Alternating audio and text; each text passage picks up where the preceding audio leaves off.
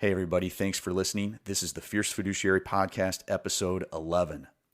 I'm Brian Beasley, and with me is Dan Alberth. Good morning, Dan. Good morning. Standard housekeeping. Any information in this podcast should not be deemed personal investment or financial planning advice for you.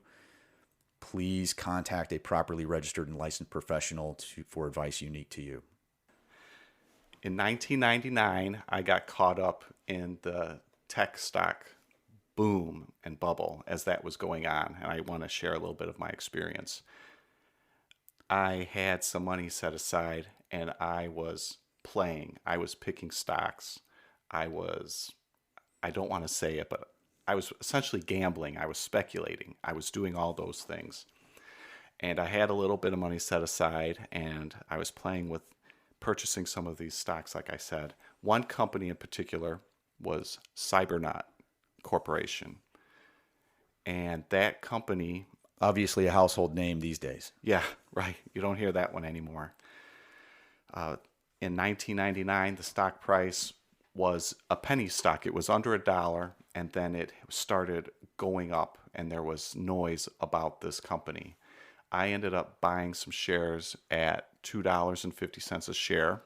Stock kept on going up. I bought some more at $5, then $7. More news, more good news, and more developments. And the stock kept on taking off. I picked up some additional shares at $18. And so I'm thinking I'm a genius because I've got this stock. It's going to the moon. It's going to the moon. I bought it at $2.50, and here it is at $18. I'm buying some more because it's heading off. It's going to the moon, yeah. So I watch it rise to over $29 a share. Almost 15 times your money. So it was fantastic. As I was looking at my statement, it was unbelievable, on fire. I felt very good about myself. And then there was a turn, and then I started watching the stock go down, and then it would go up a little bit for a couple of days. I say, okay, maybe we're back on track. Mm-hmm. And then it started going down and down and down again.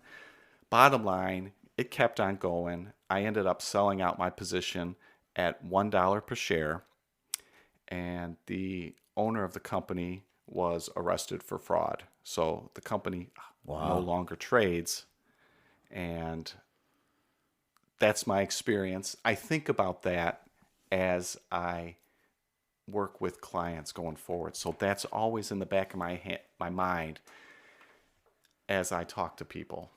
And it's a hard lesson, and you're not alone. I mean, there's so many people that got burned that way, and not only fraudulent companies, but I mean that kind of thing was going on.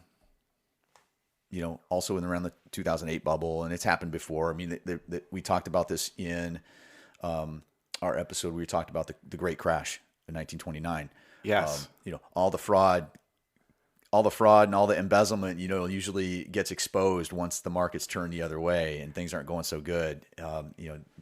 Bernie Madoff and his Ponzi scheme, he got burned.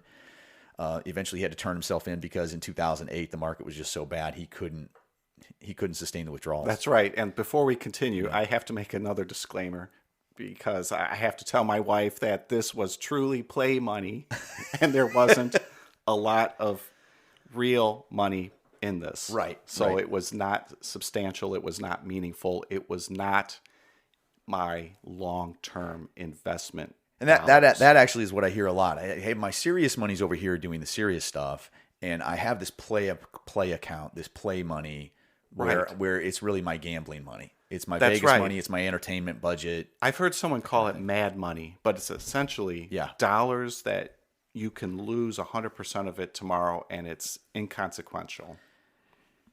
And that's not what we're talking about today. So that's a great way of pointing out the opposite of what we're talking about, which is the other bigger pile of money, the serious money that's designed for actually achieving major financial goals in people's lives. The long-term investing that is a higher probability of success. Maybe you don't have those super big home run hits, but you also don't strike out as often if you do it properly. And, when we're talking about long-term investing, long-term, I get a sense that someone's definition of long-term changes as they get older, because you talk to a 12-year-old kid and long term might be a whole year. It's like a tenth of their life or whatever. It's a Right. huge deal. And I hear my daughter in college, and she's talking about, way back in the day when she was in high school, all of like 3 years ago. And so to me, I smile at that, and we joke about it at home. But long term, when it comes to investing, is at the very least a full investment cycle. What's And that? so A full investment like a cycle? full economic cycle where like you go, the economy goes from boom to bust to boom to bust to boom to bust. And there's Okay. just a cyclical pattern over time. It's not a regular pattern. It's not always the same length of time, but generally speaking, you're talking about a minimum of one full cycle in the economy and in the markets. And that's historically been somewhere between 7 and 12 years.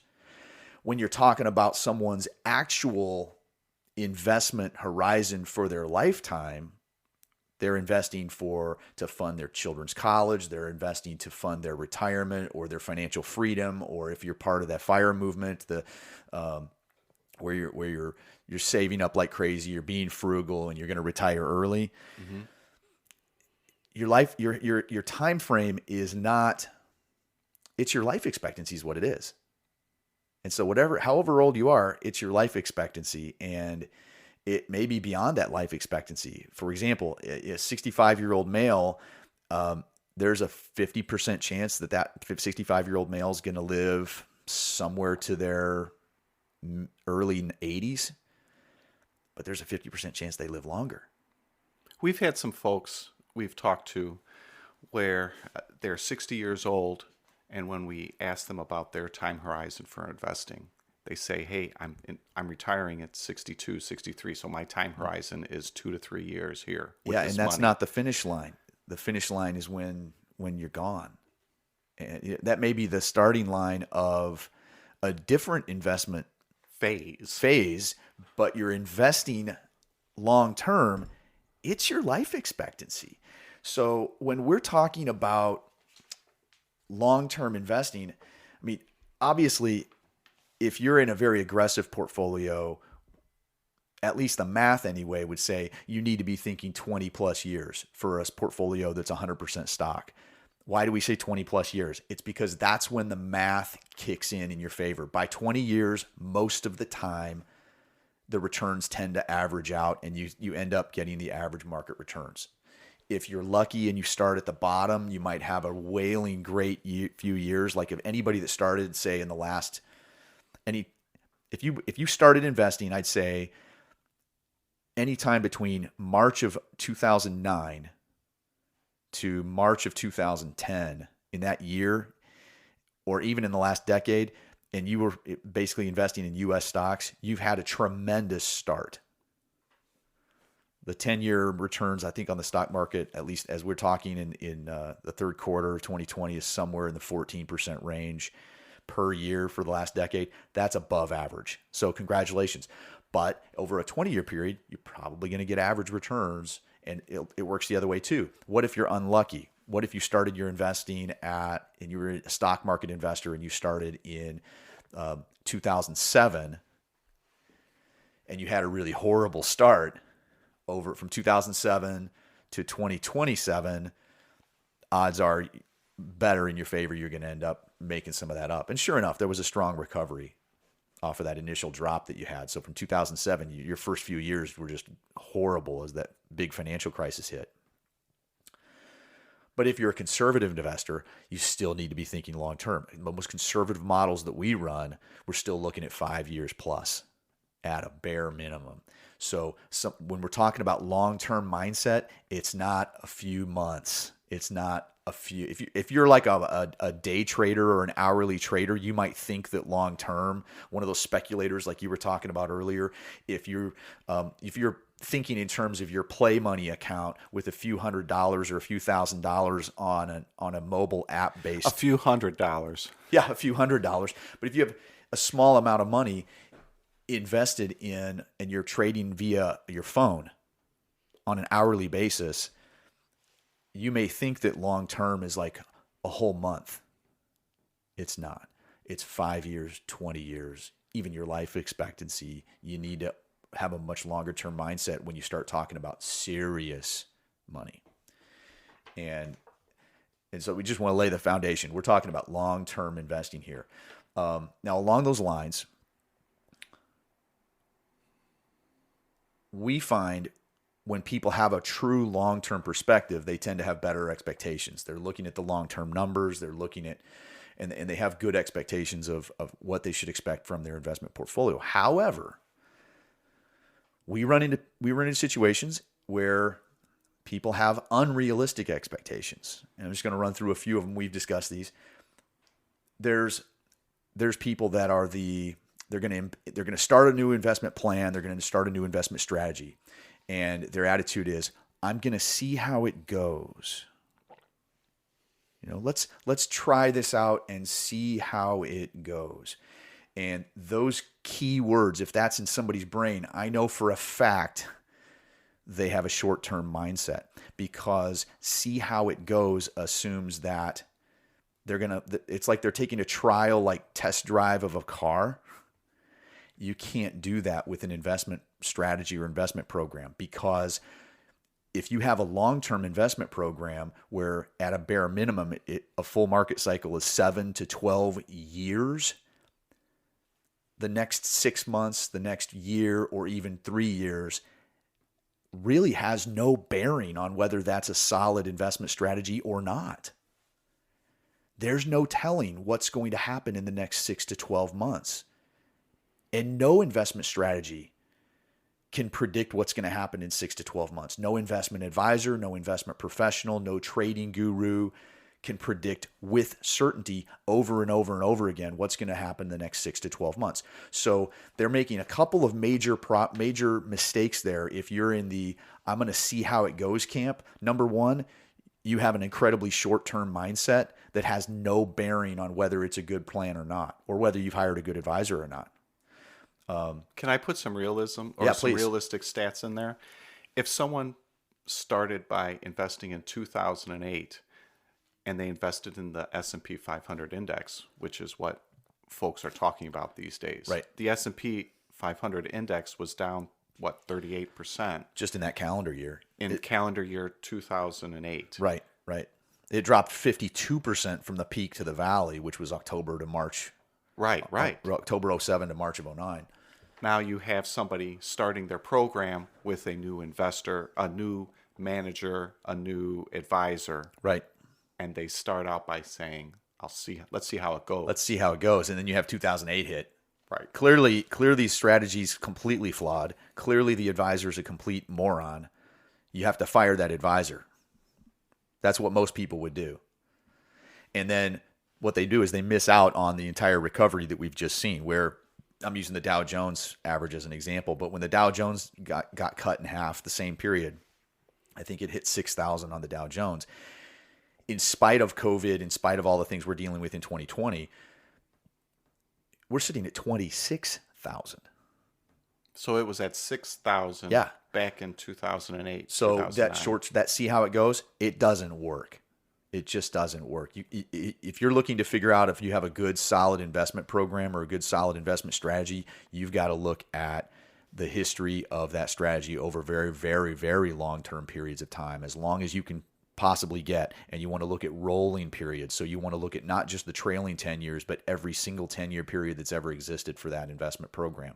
You want to look at risk. You want to look at volatility. We've talked about that in previous episodes. But the see how it goes is no way to live, because you're basically going to end up lucking your way into whatever you stick with.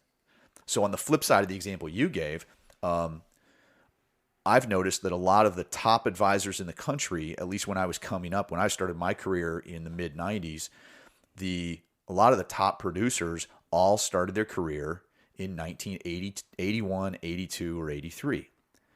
Now those are key years, because at that time, the Dow Jones was about 1,000 and the roaring 80s were coming. Oh, by the way, interest rates on bonds were as high as 13% for 30-year treasuries, 12% for 30-year treasuries at that time, I think, and you can get 18% CDs.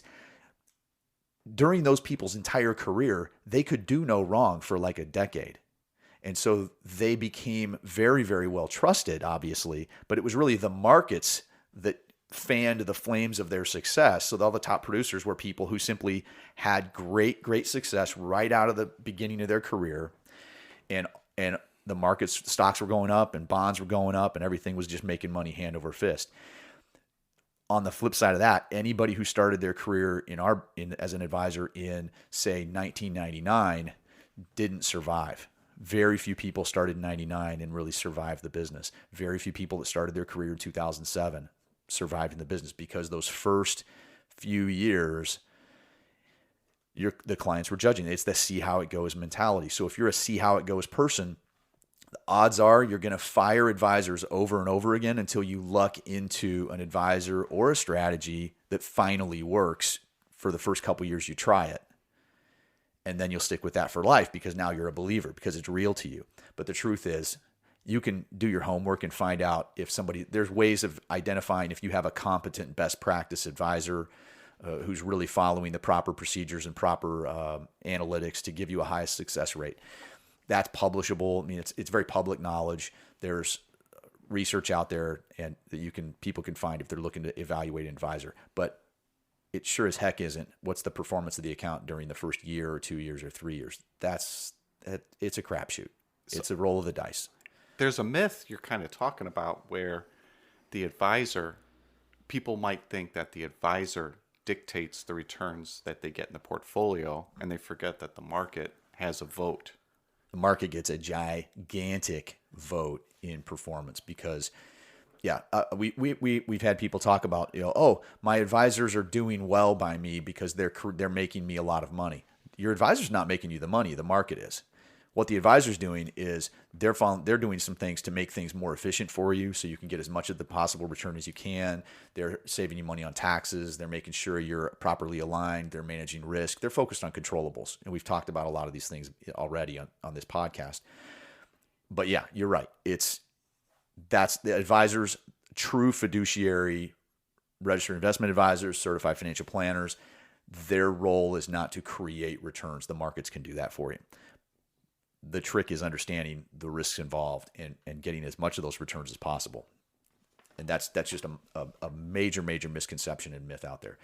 If you're a see how it goes person, you're going to have a tough time. The second type of person that has unrealistic expectations is, I'll call these the best of both worlds people. So somewhere in their mind, they think that their expectation is that when they basically expect whatever did best this past year. So, stocks did great. Did I beat the stock market? Well, okay. And then if stocks are down, well, did I beat CD or gold or whatever did best that year? And it doesn't work that way. Nobody can predict what's going to be best every single year. That's an arbitrary way to live. You've got to have a specific investment strategy with a specific investment policy with expectations that go along with that. If the kind of person that says, I want to invest in stocks when stocks are roaring and going to the moon, and I want to be invested in CDs when the stock market is down. Yeah, it's this idea that people have crystal balls and can predict, and if they're paying anybody a dime for advice or for anything at all, that they expect something that's completely unrealistic, and that's a shame. But that's just not the way the laws work in the world of investing. It doesn't. There's no predicting what's going to be best in any one year. If there is 100% trade-off between potential return long term. And remember what I said, long term. There's a trade-off between long-term potential return and the volatility you have along the way. If you reduce that volatility dramatically, you're probably going to have a trade-off in the returns. It's just, in all probability, that's the way it typically works. There's another group of people that are, let's face it, most of us as adults, and the older you get, the longer it's been since you took a math class, so you get rusty. The investment and financial world runs on percentage math. And sadly, most of us had, the last instruction we had on percentage math was probably in late elementary, maybe early junior high school.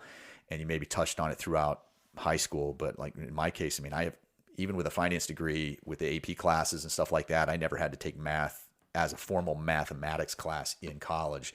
And it's a long time for a lot of people. You run into people where, because they don't understand the percentage math, there's layers to this. So there's the people that they literally just don't understand what 10% means, or 4%, or compounding, the idea of compounding interest, compounding capital gains, compounding dividends, whatever. It's all percentage math.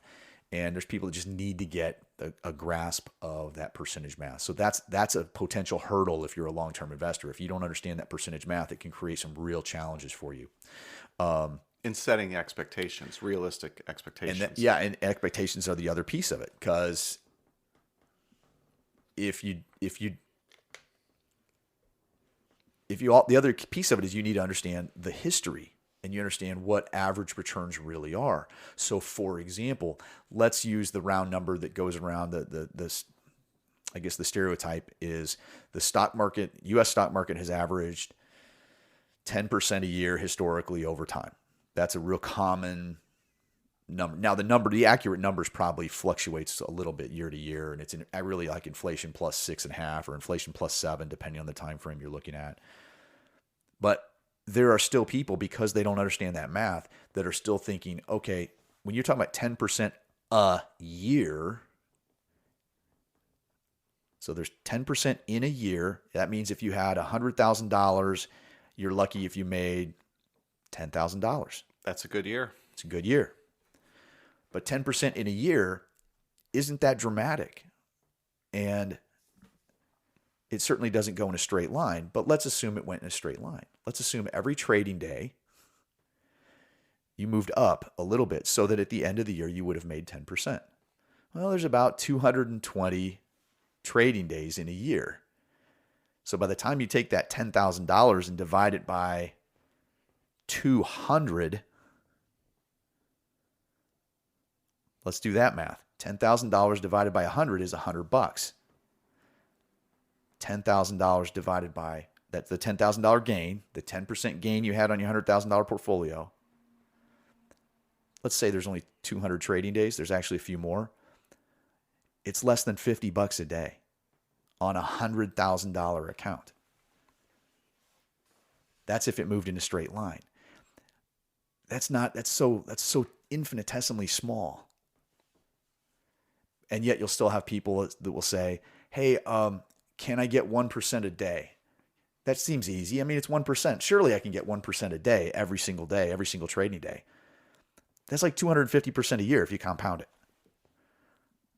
No, that's not likely. That's not sustainable. It's not sustainable. It's not probable. I've never heard of anybody that did it. If they did, they'd be a household name.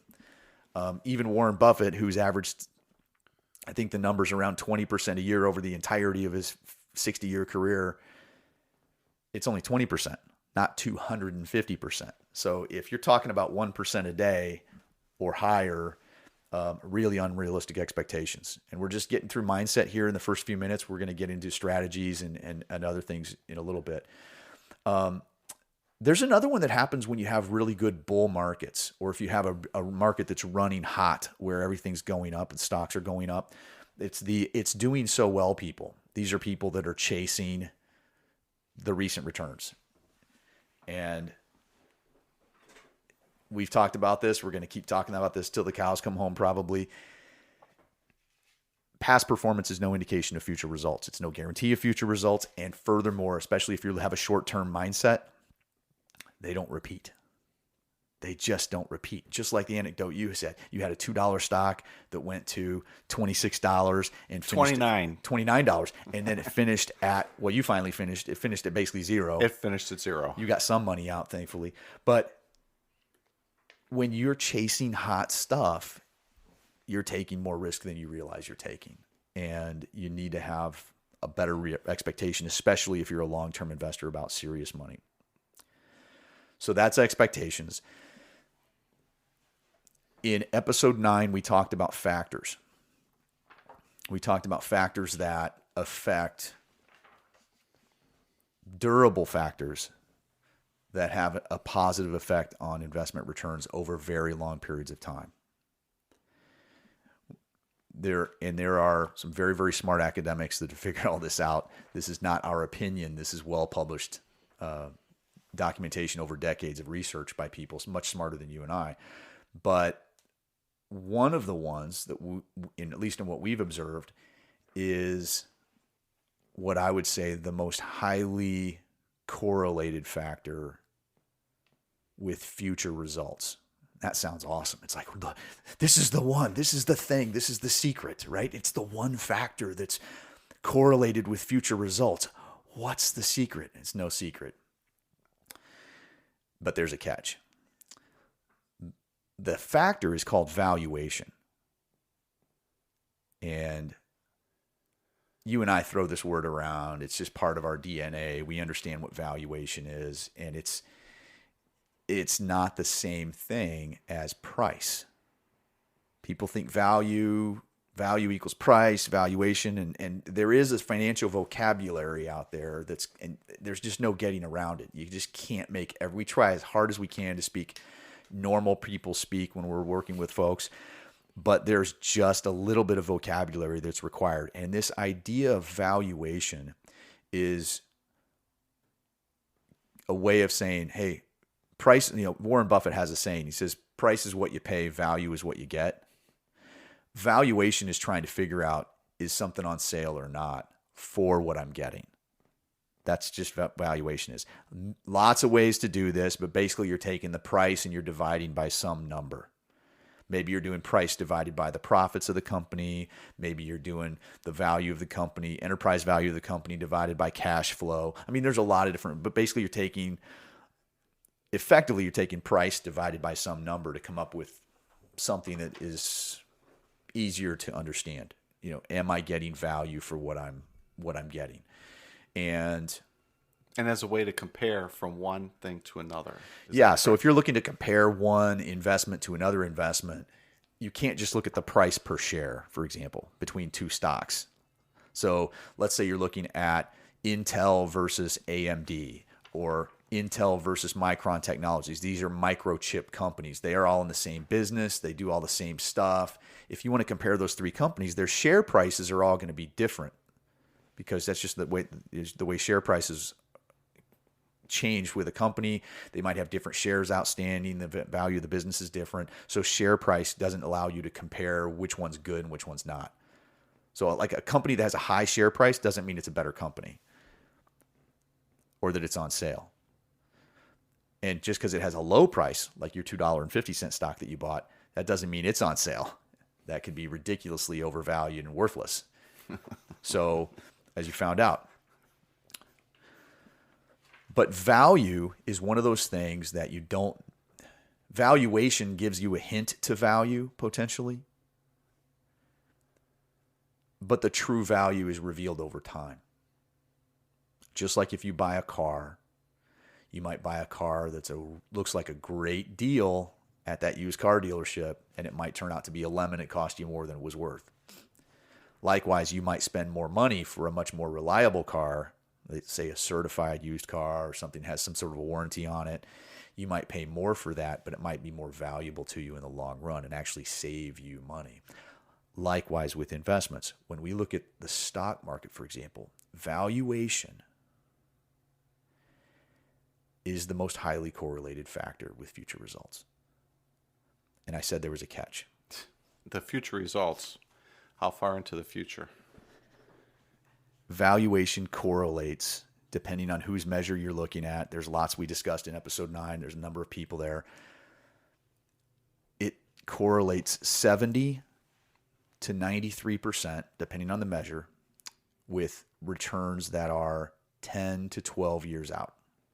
That's the catch. So you have a really good idea if you buy, say, the entire stock market, when its valuation is very, very high, you can expect that you're going to have lower than average returns 12 years from now or 10 years from now. Likewise, if it's 1982 and valuations are very, very low, like they were a third of what they are now, odds are you're going to have a better experience 10, 12 years out, above average. So low valuations typically, historically, have led to above average returns for the following decade. Higher than average valuations have led to lower than average returns over the following decade. And we saw this in the dot-com bubble in the year 2000, right around when everything was at the peak, where you were all excited about your $29 penny stock that didn't go anywhere. Right. Returns from that point till 2010 turned out to be really not that great. We don't need to talk about that stock ever again, Brian. Can we talk a few more moments about, we used the word value and valuation a few different times. I want to make sure that I'm clear in my head how that word value versus valuation, how that definition in that usage is a little bit different. So when you're talking about the valuation of a stock back in 1982, the valuation of a company was low, meaning it So like was the price divided on by sale. the price divided by the profits back then was around 8. So it was trading, the stock market in general was trading at about 8 times earnings or 8 times its profits. So that's relatively as cheap as we've seen in our lifetime. Historical averages range between 15 to 17, depending on the time frame you're looking at for the overall market. For the price to earnings. For the price divided by the earnings. Okay. I'm not saying that's the best one in terms of predictive capability, but it's the one that most people can easily understand. Just understand that concept that you're trying to figure out, hey, what am I getting from what am I buying? So valuation. Then there's other ratios, and there's articles and things that we post on our social media, and we share with our clients on a regular basis to get into more detail on that. Okay. But when you're talking about like the dot-com era, that same market was trading at 34 times profits. So 4 times as expensive as 1982. Well, duh, no shocker, it's going to have a bad return because you just bought too high. What's the old adage? Buy low, sell high. The challenge to folks is after you make that purchase and you bought high, it could still go higher, and you may get into that. And that can happen. It happened in 1999. Things were already expensive in 1999 when people were getting excited about these dot-com stocks. They were the future. And we're going to cover that whole bubble on this podcast. But even now, we have people that just started investing maybe back in March at the low 2020, in the March low, and from that point up, there's certain areas of our market that have been on fire. They've been doing great. And there's some of those folks that just got started and they think that's the way the world works. And we're just trying to say, you got to think longer term. Look back longer than 10 years. Look at every 10-year period. The history doesn't become irrelevant because there was innovation in different technologies. That's been happening forever. In the 1960s, there were major innovations. We were in the middle of a whole thing to go to the moon.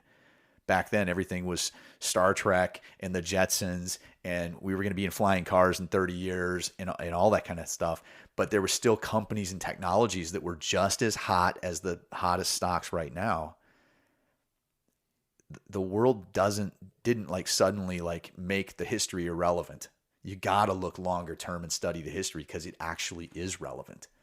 Valuation matters. Even after 1999 with the dot-com boom and the advent of the internet, people thought, oh, now everything's going to be different. Well, valuations continued to correlate with future returns. So it just does. And that's it. You need to pay attention to that. So those are fundamental things. So you got to have that long-term mindset. You got to understand valuation if you're going to be a long-term investor. It's just critical things you need to understand, and you need to be aware that your expectations need to be realistic. If you don't know what realistic expectations are, ask until you understand. So you're now at a point where now we're going to segue into strategy. So you are. We've talked about in other episodes, you know yourself really well. You know your risk tolerance. You know your goals. You've done that math. You've asked every question. You're asking the questions from our episode 7 about the key questions you got to get answered. You're already there, but now you're at that point where you're ready to implement and you're starting to think, okay, I have this goal. I know my risk tolerance. I know how much risk I want to take. And what we're going to go over today is there's basically a couple of different ways you can implement strategically now. This is not the podcast where we're telling you what to do this week. You might be listening to this. Somebody might be listening to this a year after we recorded it. So we want this to be timeless information. But from a strategic standpoint, this is probably going to be useful no matter when you're listening to this or where you are in life. If you're doing a long-term investment plan, there's really just a couple of ways that are most common. They do work provided that you're patient enough. So now we're getting down to kind of like personal preference type stuff. And there can be arguments over the math, which way's better. That's going to be an endless argument over time. But when we're working with our folks, there's a menu of options, and it comes down to you got to have something that matches you. The most common overall strategy is what we would call go with the herd.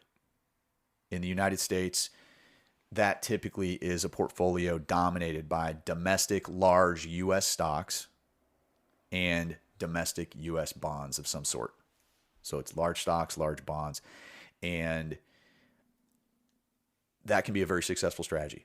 Historically over time, that's worked. There's been times when it's had tougher times. There's been times when it's had rougher times. But if you're going with the herd, there's a couple of benefits to this. Number one is you're with the herd.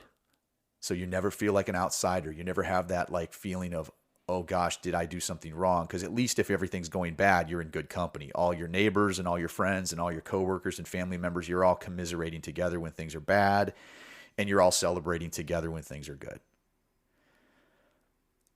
The other thing is, if you're going to implement this strategy, I would say, especially if you have more stocks than bonds in that portfolio, you're thinking much, much longer term. You're thinking 20 plus years, like we talked about earlier. You need to be, and I'd say especially at today's valuations in the U.S. stock market, you need to be thinking very long term. Stand by to be very, very patient if this is your strategy.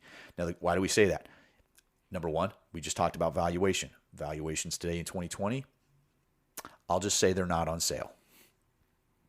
Interest rates on those bonds, they're below average. In fact, they're near record lows.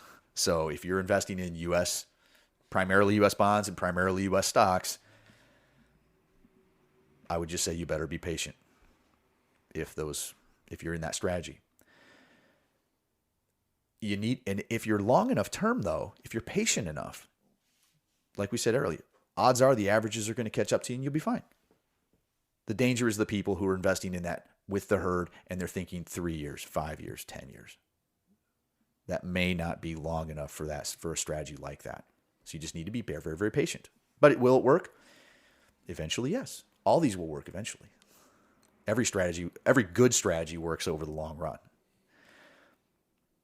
Folks who don't have the long-term outlook on their investments when they're only thinking 1 year, 3 year, 5 years, especially at today's valuations, as you say, there's a real risk, a real danger to that person that they may seek to change their investment strategy at the worst possible time. We've talked about this in past episodes, but it's worth bringing up again right now, I think.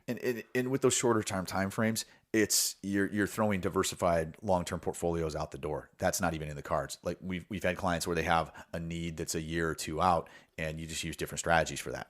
You use things with a rate and a date that are reliable. Like I need to have a down payment to buy my home when I'm getting married in a year, and I'm going to need to buy a home, and we're going to need that money. Well, if you need that money, you need to err towards stability and predictability rather than seeking higher income or seeking higher potential growth. There's a trade-off there. So that's why we were saying even conservative portfolios, you need to be thinking minimally. The most conservative portfolios that we manage where there might be 0 stocks in it, we're still thinking 5 years out. These are income engines designed to supplement income for people who are maybe in their 80s. They still need to be thinking 5 years out.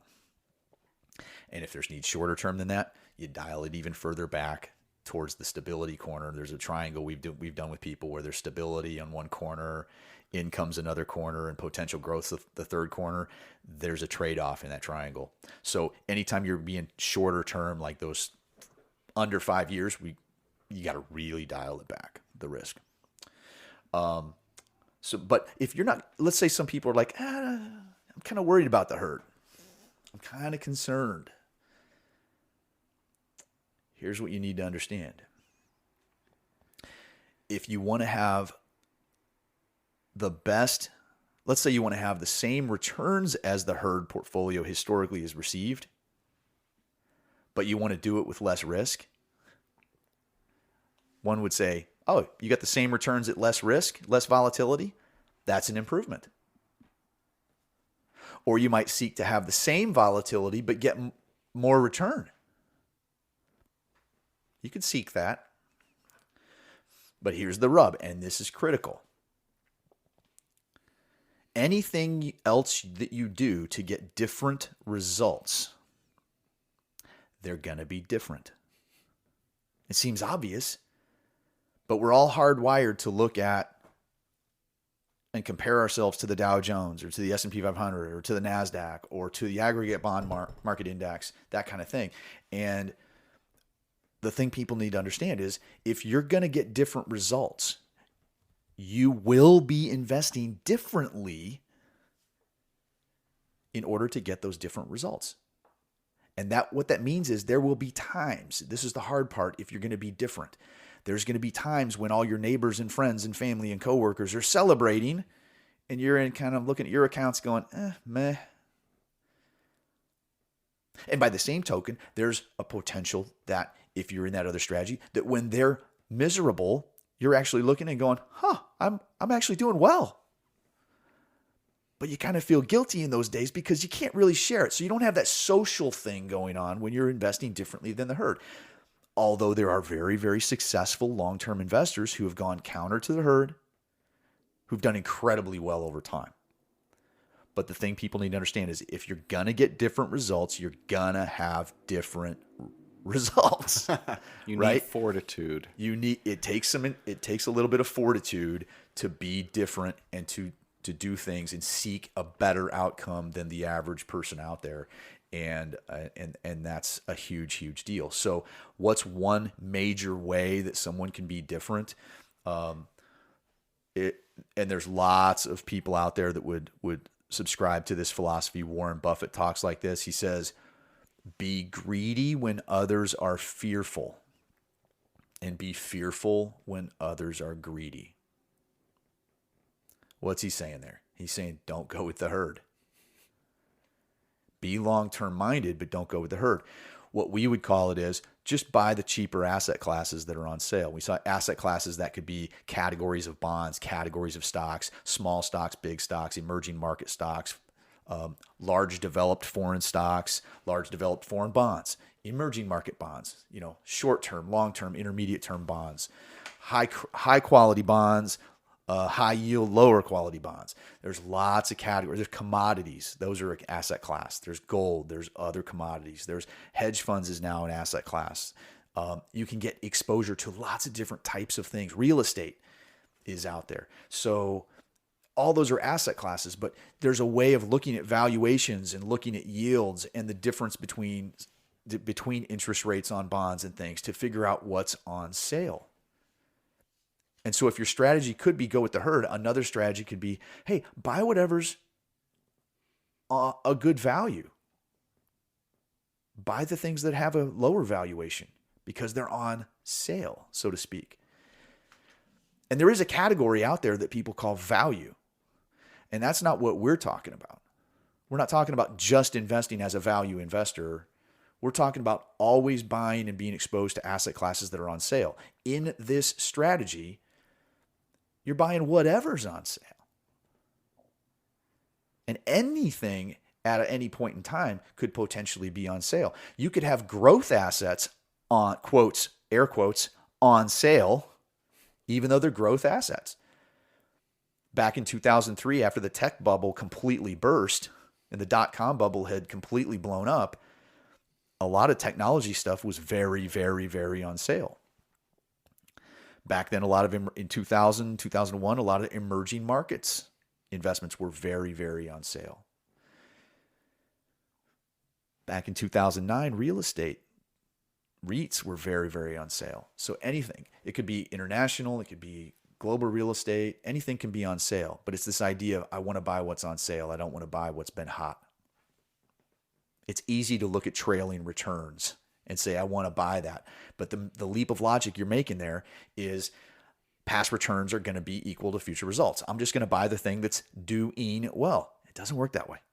It just doesn't work that way. Whatever did best last 1 year, 3 year, 5 year, 10 year, they never repeat. They just don't tend to repeat. And there's people like, but. And every time they say that, and I go, show me your data. And they go, well, look what's been doing well in the last year, or the last 2 years, the last 3 years. Nothing does better than X.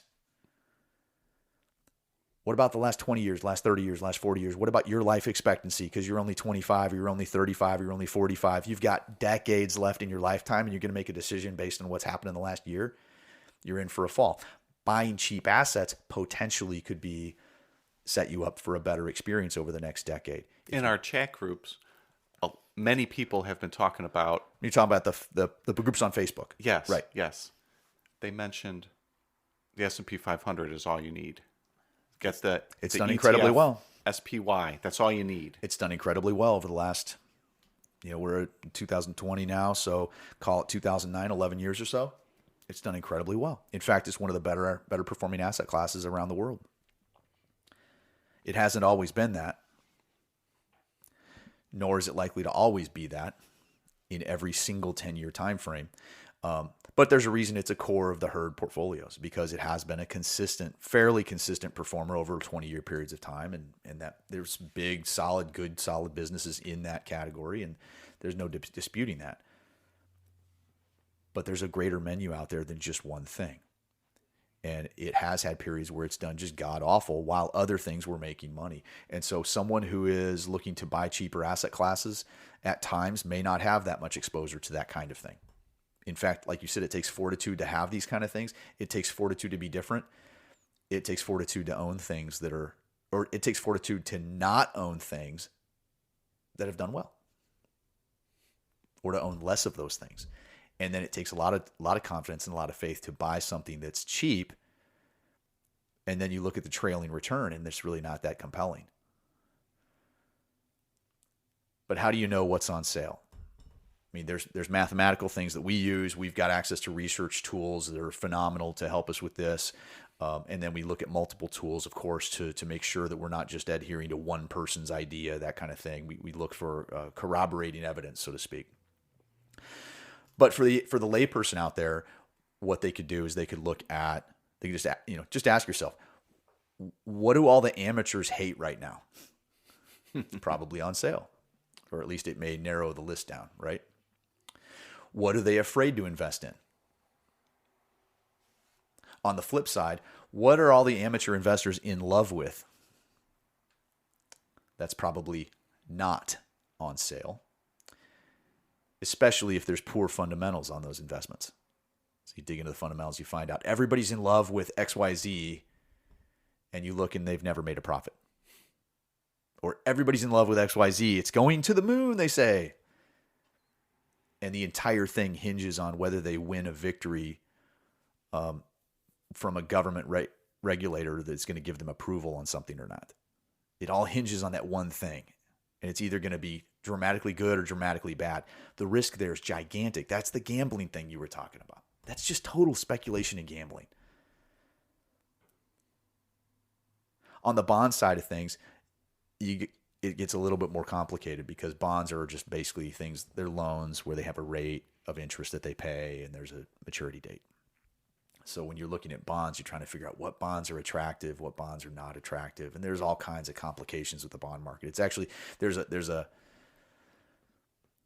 saying amongst the professionals that the bond analysts are actually the smarter people in the room, because it's a much more complicated world. And then there's other people who say bonds are totally simple because it's simple math. But you got to ask yourself, where are the yields on bonds relatively attractive compared to other things? So, for example, when the economy in 2008 was at a bottom, high yield bonds had been just completely crushed in terms of their prices. And so you could buy high yield bonds at 50, some of them 50 cents on the dollar or 70 cents on the dollar. And the thing is, they weren't all going to default, but the market was priced as if they were all going to default. And anybody that invested in high yield bonds in late 2008 tended to have a good experience moving forward compared to if they just owned CDs and treasuries and things like that. So sometimes some areas of bonds are relatively attractive. They call that a yield spread. So for example, a high yield bond's paying say 8%, a treasury's paying 3%, that's a 5% spread. And when spreads get wide between high yield and treasuries, long-term investors stand to benefit there if they put a little bit more money in things when those spreads are wide. At least historically speaking, that's occurred. When they're really, really narrow, it's a harder challenge. And then sometimes the spreads are better at the 2-year mark, 5-year bonds, 7-year bonds, 30-year bonds. It's a complicated world, but you can find what's undervalued in the bond side of things as well. So you could go with the herd, domestic stocks, domestic bonds primarily, and then you can buy, and then you dabble in maybe other things. Or you could focus on a strategy that simply says, hey, I'm going to buy whatever's on sale. If you buy whatever's on sale, what do we talk about valuation? It's a 10 to 12 year wait. Valuation tells you absolutely nothing about what's going to happen in a year or 3 years or even 5 years. There will be times when you're investing in any strategy where you feel like you're underperforming compared to everybody else. You could be with the herd, and it could be a horrible 2 or 3 year period. We saw that from 2000 to 2003. Horrible 3-year market, 2000, 2001, 2002, 3 years in a row of negative returns. Not exactly fun. And yet it's still where everybody invests, right? So patience, patience, patience, long-term, long-term, long-term. And if you're buying cheaper assets, do you stand potentially to earn more return over time? Historically, valuation seems to correlate with that. Yes. Is there a guarantee that always will happen? Nope. Could you buy cheaper assets and have the next couple of years be worse than if you invested with the herd? Yep. Absolutely. Could you invest with the herd and it's worse than if you bought cheap assets? Yes. There's no telling what you're going to do in the next 1 to 2 to 3 years. This is why the let's see how it goes people are always rolling the dice, basically. They don't realize that they are, but they're rolling the dice. Let's see how it goes. Well, if you're lucky, you'll have a good experience. If you're unlucky, you'll have a bad experience up front. But if you wait 10, 12 years on whatever strategy you choose, you're likely to be better off. Just stick with your strategy, whatever it is. It's all about personal preference. Both of these things work. We're not advocating one or the other. It's just all of them work over time. Historically, anyway, they've all worked.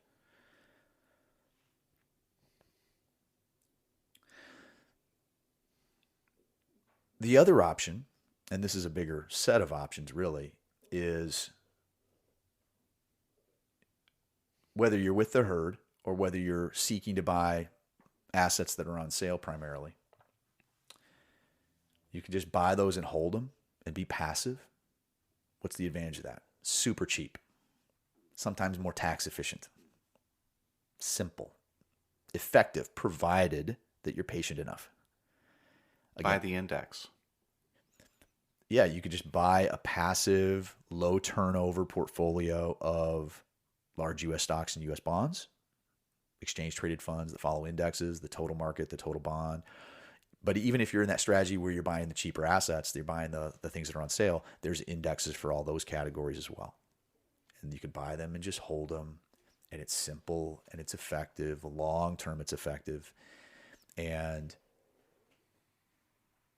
you just have that easy, patient, I'm going to ride it out mentality. But then there's human nature. Human nature is we always want to improve on what could we do a little better. And so that's when active management comes into play. And there's lots of ways that people try to do something more active in the short run to improve upon those long-term passive results. And the idea really is to give people a better ride so they'll stick with the strategy. If you have a better ride, you're minimizing the risk of huge declines, for example. Odds are they're going to stick with the strategy over time, and that's going to be successful in the long run. So we've had clients who've said to us, "I don't want to live through that again." yeah, 2008, and yeah, I mean, what can we do to be active? What can we do to avoid calamity? Can't we do something? Right. And I had that in the dot-com bubble. We wrote it out. And the feedback I got from clients at that time was, for the love of God, don't ever let me have to go through that again. Next time I'm not riding it out. Because 3 years, I mean, it's 3 years. And you throw 9/11 in the mix there, and it was trying, to say the least. 2008 was a year and a half. And that was terrifying as well for a lot of folks. And we did not ride that one out, but we had a lot of folks that also, they didn't ride it out, and many folks didn't get a lot of the recovery the way they might have. So that doesn't work either. But again, it's their money. To a great extent, they can decide, hey, I'm going to be conservative. I don't care, right? And if you're conservative, that's the problem. If you're getting out of the market and you're getting into the market, you're in this like horrible guessing game of when do I get in, when do I get out, when do I get in, when do I get out. So that's not the kind of active we're really talking about. When we're talking about active strategies that can typically add value over time, we're talking about things like the following. Number one, that's real common out there is people will hire, they'll either try to pick stocks on their own and try to, quote, beat the market. And here's what they do. I mean, 90% of the people I see that are picking stocks, they're going, what's done well? And they'll buy that. And they won't really do a full analysis of the company or anything like that. They won't diversify. They'll just go, I want XYZ because everybody I know uses XYZ and I think they're a great company. And it's been doing so well. So therefore, I'm just going to extrapolate whatever it's been doing for the last 1 month, 3 months, 6 months, 1 year, and just draw a straight line to the moon at that rate, and they assume that's going to happen. We talked about that. That doesn't necessarily work, but people will do that. People will have also historically hired professional managers to pick stocks, and the research is old and plentiful to show that stock picking is a difficult game, even for teams of professionals to really provide significant, consistent added value by picking stocks. That is a very, very difficult game, historically speaking. There have been times when it's worked, but most of the time it's been a very tough thing over the long run. So that's number one. Number two, we could call it trend following, which is a euphemism for chasing returns, so to speak. Buy whatever's been winning and hold it. And when it stops winning, get out of it. So there's trend following. There's mutual funds that do this. There's all kinds of things that say, hey, when a stock is above its 200-day moving average, buy it. When a stock goes below its 200-day moving average, sell it. That can work over time, provided that the trend actually persists long enough to capture it, right? Yeah. The other thing is that you'll have some situations where the decision, like on a mutual fund, you can have a mutual fund that follows trends, and maybe they only make adjustments monthly. And a problem, like example is February, March of 2020, right? Everything dropped dramatically in a 3-week period of time. And so by the time they were triggered to get safe, it was over. And then when they were safe for the month of, say, April, and they missed April's recovery because they got out at the low and then missed a recovery up, and the trend following system could actually, they call it getting whipsawed. You're not triggered until after the bomb's gone off, and then the trend doesn't develop and it recovers right away, and then the trend following system can actually lag behind. There are times when there are no trends, and so the system can lag. You could have a sideways market where you're getting just whipsawed all over the place and you're going nowhere where you have a trendless market. And so trend following can be problematic if you're using that as your strategy. It's a strategy, and over very, very long-term periods, it's been shown to work in some cases, some of them anyway. But there are periods of time, like any strategy, where it could be not that great. Another strategy to mitigate risk for people who use stocks or exchange traded funds they're like mutual funds, index funds that trade like a stock on the exchange. That's why they call them exchange traded funds, ETFs for short. You can put stop orders, a stop loss order. So your investment is at $50 a share. You want to preserve that value, and you're afraid if it goes down a certain point, you're going to want to get out. So you could say, okay, or you bought it at, let's say you bought it at $2.50. And now it's at $29, and you want to make sure you keep that $29. You can put an order in to sell at, say, $25. In that hypothetical situation. Purely hypothetical. That is never going to be discussed again, Brian. Didn't mention the stock. But a stop limit order can provide some level of downside protection on those assets. And if a position goes down to a certain point, it gets sold automatically, and you can instruct your brokerage firm to do that. So stop limits are a potential thing. The risk of the stop orders or the stop limit orders is that if you have like a really short-term massive drop in an investment where it opens up the next day much, much lower than your stop price, if you have a plain stop order, let's say you have that $50 stock and it opens up at 25 the following morning, and you had a stop price at 40. Your stop loss was at 40. If it's a stop order, it's triggered at 40, but that trade will execute at 25 the next morning. So what was the point? Did it really mitigate the risk? No. The other one is a stop limit order where you say, hey, I'm going to trigger it at 40 and I want no worse than 40 a share. But if it opens up at 25, guess what? It isn't going to execute until it comes back up to $40. So stop limit orders are not perfect. They can be helpful, and then there's a flip side to that. Well, with the stop limit orders, there's a level of guessing, because you have your $50 stock, you put the order in at 47, it drops down to 45, you sell out, and right there it turns around and goes back up to 65, and you're out and you missed that gain. So there's that level of, they call it getting stopped out. Yeah. You have to be it's active. You've got to manage it moment to moment sometimes. It's really time consuming if you're doing that. And like but you said, it can work. What's more effective than a stop? A put option. So options are one of a group of investments called derivative securities. They are derived from other things. And a put option is like it gives you the right to sell at that $40 a share, period. Anytime over the next, say, 3 months or 6 months or 1 month or whatever. And when you buy a put option to give you that downside protection, you pay money for that. It's like insurance. You're paying a premium for it, right? And then it expires and you have to buy another one at a different price, and you have to figure out what's the right one. And if you get too far away, it gets too expensive, or if you get too high, it gets too expensive, and that kind of thing. Or what's the timing and all that. And there's other options on the upside called call options. So you could have a call option, say I want to buy a stock at a certain price. So I'll buy an option to buy Apple stock, for example, at a certain price.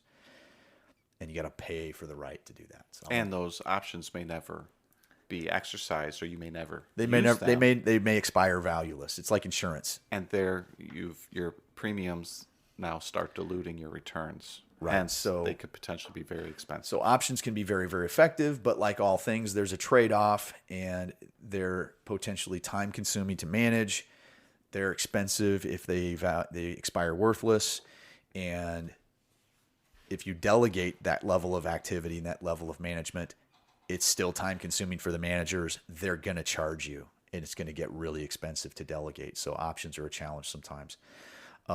There are ways to potentially mitigate risk and enhance return over time by investing in alternative strategies or alternative assets. These are things other than stocks or bonds. That could be all kinds of things from simple as real estate and gold to things that are as esoteric as managed futures, long short funds, that kind of thing, hedge funds. Am I missing?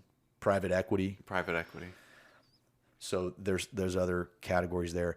Many cases, those things are complicated, which kind of violates our whole simple and effective thing. Mm-hmm. And also, usually they're not cheap. And they're not transparent in many cases. In many cases, you don't really know exactly what's going on. Private equity, for sure. You have no idea. You don't have any liquidity. You're going to get your money when you get your money. It's not something it's totally different. That's why they call it alternative assets. There's another area that mitigates risk that's been developed in the last, I'd say, and people have probably been doing it longer than this, but really in the last, I'd say 20 years or so, academic research has started to look at the investment world with an eye on volatility itself. And this goes to probabilities. We always say probability, not prediction. It seems that some people have been able to develop ways of what they call volatility timing. So they're looking at the world and they're trying to figure out with a fair amount of accuracy how volatile is, say, the stock market going to be over the next month. And then once they know that, the leap is if it's going to be highly volatile over the course of the next month or so, then there's a lower probability that you're going to have a good month in the stock market. And if it's a relatively low volatility month, usually, historically, it's been an easier month in the market, in the stock market, for example. So there are strategists out there, we use some of these strategists at work, where the leap of logic is if they anticipate and there's an indication there's going to be higher volatility, they're going to dial back how much stocks are in that portfolio. And if there's a probability that volatility is going to be lower next month, they're going to dial up the exposure to the stock market, for example, in that volatility timing type of methodology. And I'll be the first to say, you can't predict the returns of the stock market in the short term. You cannot predict. Everything's probability analysis. Everything's probability analysis. So there is no perfect solution to anything, but anybody this is just one of those active strategies. It's one of them that are on the menu. It's one of those that are out there, just like options, just like stop limit orders, just like stock picking. Sometimes they work, sometimes they don't. Some are better than others. Some are more highly probable than others of working. But this is one of the ones that we've used, and there's a cost usually when you're having somebody do that, just like anything. So that can cost, I don't know, 0.3, 0.4 basis points. 0.3, 0.4%. 0.3, 0.4%. So 30, 40 basis points, they call it. Yeah. So a basis point is 1/100th of a percent. So we're talking 30, 40 basis points. Back to your percentage math. Right. I think Khan Academy hopefully will get a lot of attention. Look up Khan, Kahn Academy, I think is one of the websites, and you can go. They can teach all kinds of math through videos and stuff like that. It's like a complete review. I've actually gone to some of their courses too, to at least help my kids with homework. Sure. When they were younger. It's a reminder for anybody who is interested in investing to beef up their some basic math. So number 6 on the active management strategies. One is, that's number volatility timing. And the 7th one is, I don't know what to call it, but we've seen strategies where there's a system for moving back and forth between domestic stocks and foreign and emerging market stocks. And that is, again, a probability-based analysis where this is something that people don't do themselves. This is something's delegated out, but it's one of the strategies that are out there where you can kind of, hey, I want to be global, but only if it's going to be a good idea to be global. And there's ways where you can increase the probability of that working in your favor from time to time. So you're just reducing your international exposure when it doesn't make sense. And then you're bringing it back when it makes more sense. Because there are risks when you invest overseas. Absolutely. For American investors. Absolutely. So that gets into the correlation between the various asset classes. We haven't used that term very much. And when they're all moving together, generally, it makes no sense to why take the risk, right? And when they're moving differently, like back in the early 2000s, mid 2000s, for example, emerging market was on a complete tear, did phenomenally well for a few years, and that would have been a good time where it was doing differently than the U.S. Sure. Maybe an okay time to be foreign. But then there's also been multiple year periods where things like emerging markets have done much, much worse than the United States, where you want to be more with the herd and that kind of thing. So there's strategies that move back and forth between categories, between asset classes, and that's ways to actively manage. So people who are looking at their strategy say, I'm a herd person, but I'm concerned about risk. Well, there's ways to manage risk. I'm a buy value assets person, but the areas that are on sale are making me uncomfortable. Maybe I want to do something to manage risk in some way, shape, or form. And so there's ways that people can put things together. And again, all these strategies work if you're patient enough. You just have to be aware of what you're getting yourself into and make sure you figure out what matches you in your stomach acid tolerance level, I guess. Other things that potentially can add value when you're investing is tax loss harvesting. So volatility is one of those things that you just can't avoid in most cases. And tax loss harvesting is a way of kind of making some lemonade out of that short-term lemon you get when you get some volatility. You have a fund go down in value temporarily. You believe in it long-term, but hey, it's less than you paid for it. And it's in your joint account with your spouse. You could just write it out and let it come back up because you believe in it. Or you could sell it and buy a different asset that's sort of similar. And then you've realized a capital loss. The capital loss, you put it in your pocket. And then you can use it when you file your taxes. You can write off up to $3,000 against your ordinary income. And if you had more than $3,000 of realized losses for that year, you can carry them forward. And this is as the year 2020. We're not tax professionals. Yeah, I mean, this isn't tax advice, but tax loss harvesting is this idea that you're putting all these, you're harvesting any of these temporary losses, you're putting them in your pocket and saving them for a sunny day. And then when you have capital gains, you can use those losses that you've had to offset those gains, and you've saved money on taxes. So that's a strategy that potentially can add value. And the weird thing about this is that this kind of value is actual tax money. It's real money. It's not sexy because it doesn't show up on your statement. It doesn't show up as your performance. But it can have some serious teeth if you use this effectively. And we've seen situations where tax loss harvesting alone can make up an additional 1% or more of certain portfolios per year over time. And that adds up. It doesn't show up on your performance report, but that's dollars saved that you didn't pay in taxes. That's real money. So tax loss harvesting is worth being aware for. What's the catch on tax loss harvesting? It's either very time consuming or you have to pay somebody to do it. There you go. Like all things that have value, right? Sure. So all this said, you're going to be a herd investor. You're going to be the investor that looks to buy cheaper assets that are on sale. Maybe you're going to be passive. Maybe you're going to invest in some time or invest some money in some active management of some kind to add value there. Whatever you do, you still need to understand the volatility of your portfolio. You still need to know how it aligns with your goals and your risk tolerance. You have to know these things. And the good, solid fiduciary professionals are going to use multiple tools to make sure that they understand all these things. But you need to be going through all those questions that were in episode 7. If you haven't listened to that, you need to go back and listen to that. You need to get those big questions asked and answered in order to have your, I guess, a higher probability of success in your long-term planning. For the do-it-yourselfer, Brian, I think two things worth mentioning is some solid advice for those folks is number one, keep your ego in check. That you may not be as smart as what you think you are.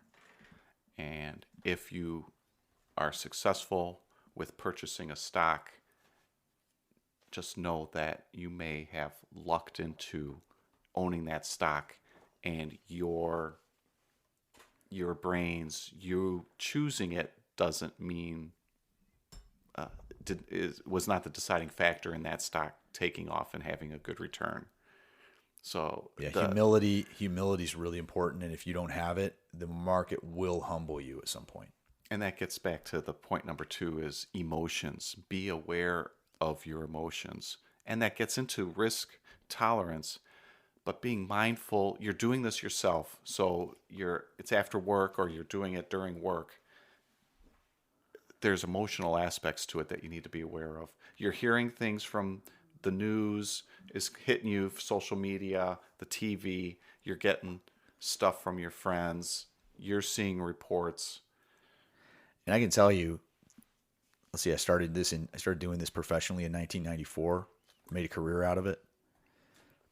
Even experts have that pit in the stomach feeling, and we're experts at this stuff. And you can still have a pit in your stomach wondering what's going to happen and get worried. If you don't have that fallback to something disciplined, if you don't have a fallback to something that you're focused on, that discipline you have of sticking with a strategy, no matter what, you do your best to find out that the strategy is going to work over time, and you have to believe in that and stick with it long term. That you got to go a full market cycle. Everybody gets tested. Everybody gets tried emotionally, and you're 100% right. You've got to have that fall back to that discipline. It'll save you. But if right now, and anybody listening to this is probably, assuming you've gotten to that place where you know your risk tolerance, you know your goals, and everything's aligned, and now you figured out I'm more of a invest with the herd person, or I'm more of a buy cheap assets person, or I'm more of a passive investor, or I'm more of an active investor, and I've figured all that stuff out. Even if you're there, I'd say people fall into generally, a handful of different situations with where they are at any moment in time. There's people that are super happy and content with where they're at. They may not understand what they're doing and why. It may be completely on trust and faith, or it may be that they actually understand what's going on and they've asked all the questions and they understand everything, but they're super happy and content. And if they're on their own, maybe they're happy and content, and maybe the little complacency can come in there. Or maybe they've been working with an advisor for a very, very long time. Like even some of the people we work with have been with us for 25 years, where it's just a relationship thing. It's a trust thing. And for those folks, what I would suggest is you still need to go back periodically and look at those questions that need to be answered. I'd say episode 7 is the best place to start in our podcast because it talks about those key questions that need to be answered. You need to ask those questions. You need to answer those questions. And you need to ask until you understand enough that you can relay some of those answers to another person. Otherwise, you don't really know what's going on and why. And the danger there, even if you're happy, even if you're content, the danger is eventually you might not be, and you don't want to be that person that, oh my gosh, I haven't paid attention for a few years. Oh my gosh, what's happened? And now all of a sudden you're interested. Stay engaged. Even if you're happy, even if you trust the professional you work with, engage. Ask until you really understand. Take the time. It's important. It'll save you. If there's any little thing on your mind, you need to get that out there and communicate with your advisor. You need to talk it through with your spouse. You need to find the answers to your questions so that you can have that success long term. So if you're one of those people, just get engaged. Stay engaged. Don't let complacency sneak in and damage you long term. Pay attention when you meet with your professionals. A step from there, maybe somebody's a little bit concerned. Maybe they're a little bit worried. A little nervous. A little nervous in the current market. In that case, I think maybe it's the same thing. Get more engaged. Ask all those questions. Look at your investment philosophy the way we talked about today. Are you preferring something that's passive or active? Are you looking for cheaper assets, or are you more with the herd? Maybe you need to understand valuation a little bit more. Maybe you have a shorter term mindset. Maybe you need to lengthen your mindset and just review and re-educate yourself on what your expectations need to be. Your risk preference may have changed from the last time. Your risk tolerance may have changed. About it. Now that you bring that up, and I'll say this, your risk tolerance shouldn't be changing with the wind. We've seen some people here and there where they wanted to redo their risk profile every time the market moved up or down. The market would move up and then they'd have a higher risk score, and the market would go down and now they have a lower risk score, and all they're doing is chasing past returns. We're, buying high, selling low. Good point by you. Good point by you. You want to do that maybe every 5 years or so.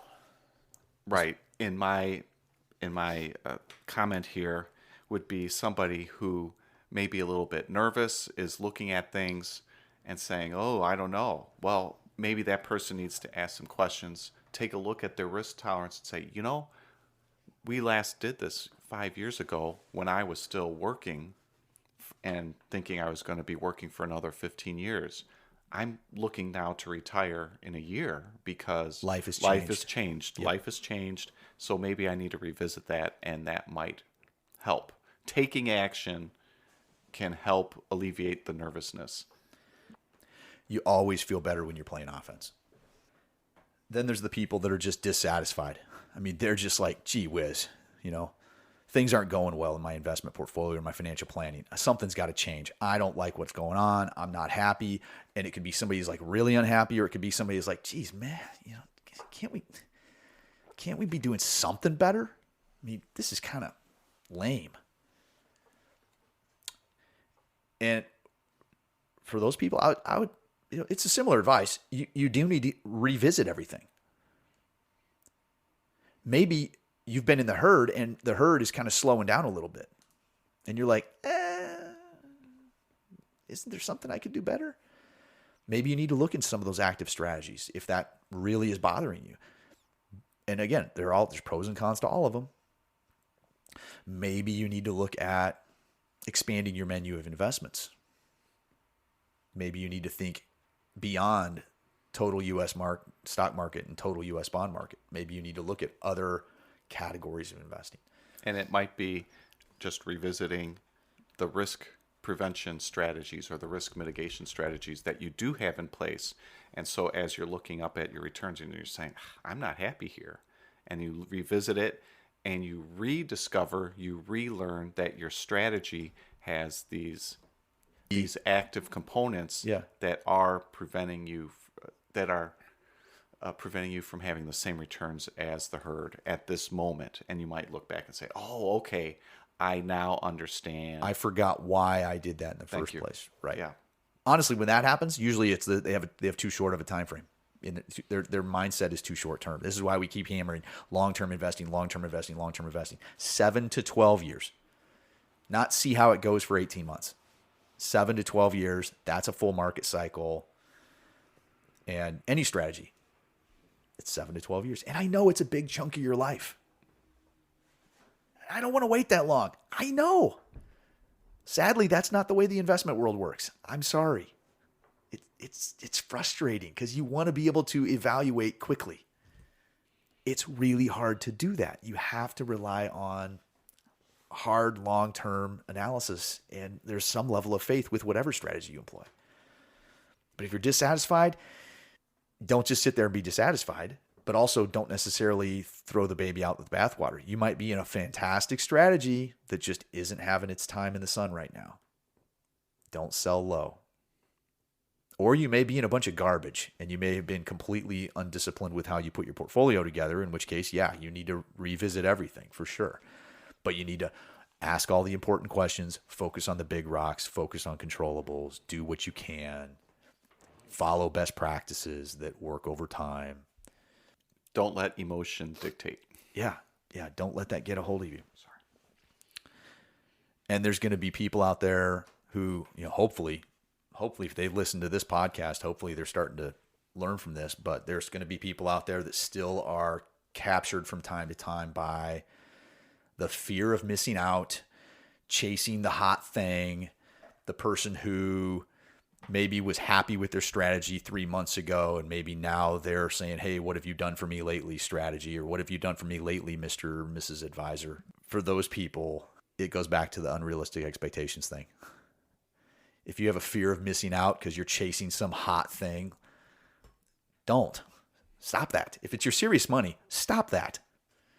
And if you have to scratch that itch, take a few $100 and play around with it on your own play account or your fun money or your mad money account. But the large portion of your portfolio should be invested in a long-term, high probability of success portfolio.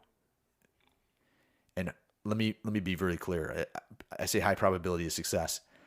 That's not based on somebody's opinion. Like you can't decide arbitrarily as an investor, I believe this, therefore it is. I believe this is a stable company because look what it's been doing. Therefore, it is a stable company. That's assuming past performance is going to equal future results. Doesn't work that way. I'm sorry to be beating a dead horse, but if you have that fear of missing out and you're chasing the hot thing, a long-term best practices, well-designed portfolio based on asset allocation first, your risk tolerance, your goals. There's been mathematics and probability analysis and all these things gone into it, whether you're using something like Portfolio Visualizer or you're using tools that professionals use like we use. That analysis needs to be done. Monte Carlo analysis, that kind of thing. You need to know that it's a high probability of success using some level of science, not just I think or I believe. I believe really strongly. Well, I don't care how much I believe I can slam dunk a basketball. I'm 5'8" and 48 years old. I'm not going to slam dunk a basketball. Not without help. Not without a trampoline or a ladder. It's not happening. Doesn't matter how much I believe. You still got to do the work. You got to do the hard math when you're doing your finances. Whoever people are, the fundamentals don't change. The realities don't change. When you're doing long-term investing, you got to have a long-term mindset. You're doing long-term investing, it's going to take work. Or you're going to have to pay somebody else to do work. And then you're going to have to still engage with that person, even if you've delegated it. You can't ignore it, but you also can't be changing lanes every 5 seconds either. You got to be long-term. You got to know what's right for you. And fortunately, there's plenty of things out there to help you with that. And people. So I think that's all I have for today on long term. I know there's people out there going, yeah, but what stock or fund should I buy today? You need to have a longer term perspective. It's out there, it's published, or there's advisors that can help you, but you might be listening to this podcast. I'm speaking to people out there. You might be listening to this podcast years after we record this. That's why we're not putting specific recommendations on these podcasts, nor are we really should we really be putting personal investment advice on the air. We're not doing that. What's good for your neighbor may not be good for you. That's an important point. Everybody's different. Everybody's unique. We work with hundreds of people over our careers. I haven't seen anybody that's identical. Everybody's goals are different. Everybody's financial situation is different. So you have to figure out what's unique to you. Please consider listening to the other episodes. Thank you so much for listening.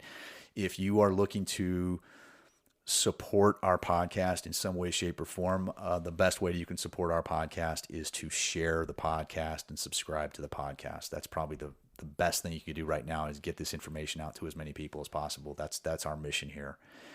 And beyond that, we would love to just engage and get to know you one way or the other. So we have a Facebook group that Dan and I administer on. It's a private group called Investing in Financial Planning for Beginners. Please engage us on social media. We are at Fierce Fiduciary on most social media. Dan Albert and I both have our own social media accounts. I'm usually Brian C. Beasley on all my social media. I'm everywhere. I'm very active there. And if push comes to shove and you really are looking for just a more deeper conversation or something more personal, we do this for a living. So between Dan and I and our partner, Tom Stesich, you can find us at Athena Private Wealth. So thanks again so very much for listening. We'll be following up with more material on this podcast. Thanks again. Until next time. Cue the tiger.